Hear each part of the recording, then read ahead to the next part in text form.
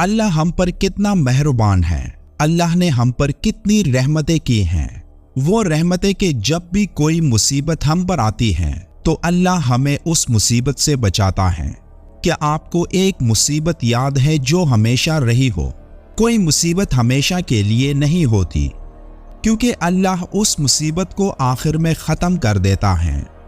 दुनिया में कितनी जंगें लड़ी गई, लेकिन अल्लाह ने उन जंगों को ख़त्म किया। कितनी वबाएं और आफतों का सामना इस दुनिया ने किया, लेकिन अल्लाह ने वो सब दूर कर दी।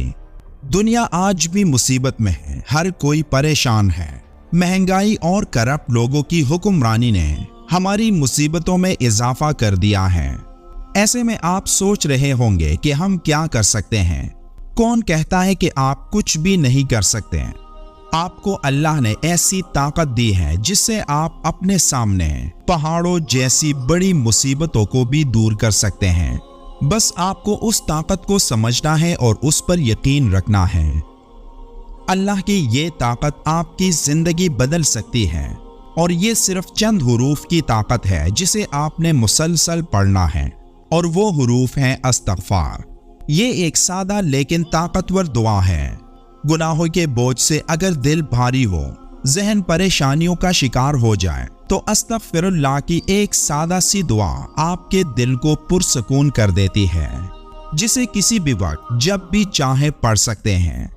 बिलाशुबा तौबा और इस्तगफार करने से अल्लाह अपने बंदे पर रहमत के दरवाजे खोल देता है।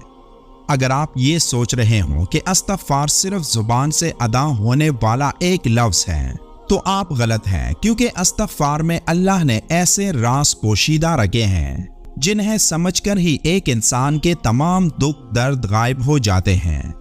ये इतनी ताकतवर दुआ है जिसे दिन में कसरत से करने के इतने फायदे हैं कि आप सोच भी नहीं सकते। अगर आप जानना चाहते हैं कि इस्तगफार कैसे एक इंसान की जिंदगी बदल सकता है और इसके ज़ाहिरी और पोशीदा राज कौन से हैं, तो आज की ये वीडियो आपके लिए। वक्त तेजी से गुजरता है, लेकिन अगर किसी ने वक्त को नहीं समझा तो वो उस ताकतवर दवा को नहीं समझ सकता जो दवा हमें मुसीबतों और परेशानियों से निकाल सकती है। वो दवा है इस्तगफार की ताकत। इस्तगफार अल्लाह के नूर की वो मजबूत शील्ड है जो एक इंसान के गिर्द तब बनती है जब वो इंसान खुद को अल्लाह के हवाले करके कुरान और सुन्नत पर अमल करना शुरू कर दे। तो खुद सोचें, जो अल्लाह के नूर के इस शील्ड की हिफाजत में आ जाए तो उसे कौन नुकसान पहुंचा सकता है। ये हमारे अमाल होते हैं जो इस शील्ड को मजबूत करके हमें शैतान के हमलों से महफूज रखते हैं। लेकिन शैतान मुसलसल इस कोशिश में होता है कि किसी तरह इस शील्ड को तोड़ा जाए और उस इंसान को गुनाह पर आमादा किया जा सके, जिसके लिए वो इस शील्ड में एक सुराख करने की कोशिश करता है, जिस सुराख से वो गुनाहों को अंदर बेच सके। और शैतान जिन तरीकों से उन गुनाहों को इस शील्ड में दाखिल करता है वो आप सोच भी नहीं सकते। और एक गुनाह उस शील्ड में एक सुराख और करता है, जिससे वो शील्ड कमजोर होने लगती है। और जब उस शील्ड में सुराख बढ़ जाए तो शैतान उस शख्स पर ऐसे हमला आवर होते हैं जैसे साइंस फिक्शन फिल्मों में एलियन जमीन पर हमला आवर होते हैं। शैतान की उस शील्ड में अंदर आने की रफ्तार इतनी तेज होती है कि एक इंसान के लिए फिर उसे रोकना इंतहाई मुश्किल हो जाता है। तब वो इंसान एक के बाद एक गुनाह करता जाता है, और वो शील्ड जो उसने अपने अच्छे अमाल से मजबूत बनाया होता है वो रेजा रेजा होकर बिखर जाता है।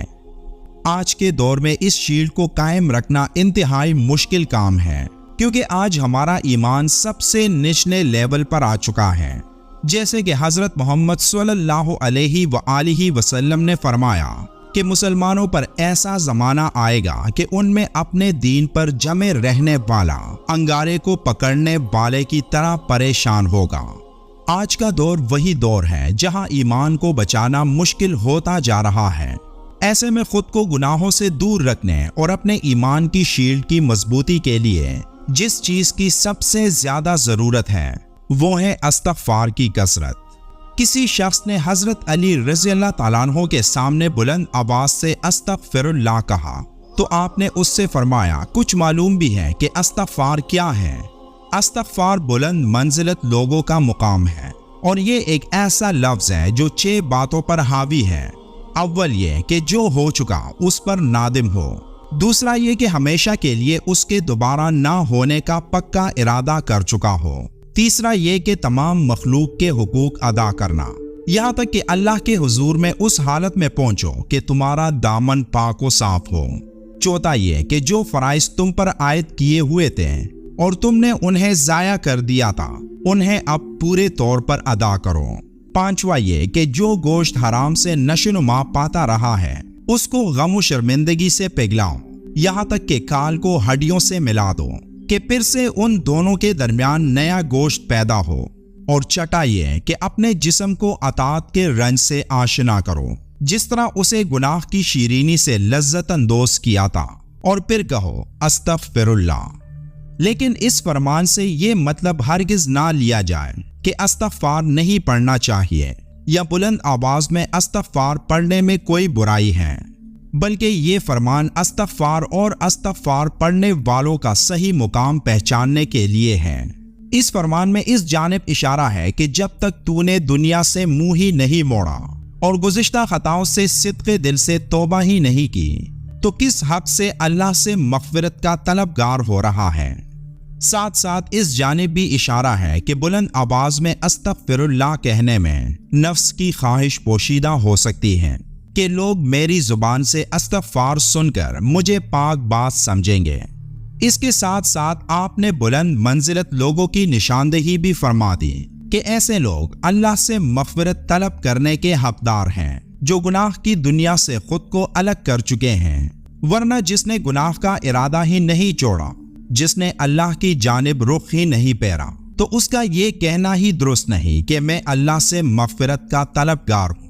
اگر کسی نے اپنا رزق بڑھانا ہے تو وہ کثرت سے استغفار کریں، کیونکہ آپ صلی اللہ علیہ وآلہ وسلم سے جب صحابہ کوئی ذکر پوچھتے ہیں تو آپ صلی اللہ علیہ وآلہ وسلم یا درود شریف کے بارے میں فرماتے ہیں یا پھر کثرت سے استغفار ادا کرنے کی تلقین کرتے ہیں۔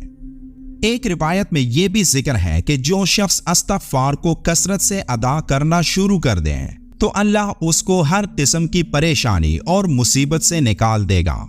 اس کا مطلب یہی ہے کہ استغفار صرف زبان سے ادا کرنے والا ذکر نہیں، بلکہ اس کا اصل مطلب اپنے گناہوں پر شرمندہ ہونا ہے، اور ان گناہوں کو دوبارہ نہ کرنے کا مطلب استغفار ہے۔ استغفار سے ایک انسان کے گناہ معاف ہو جاتے ہیں۔ اگر کوئی پریشان ہو تو اس کی پریشانی دور ہو جاتی ہے۔ اس کی طاقت سے اللہ اسے کسی بڑے عذاب سے محفوظ رکھتا ہے۔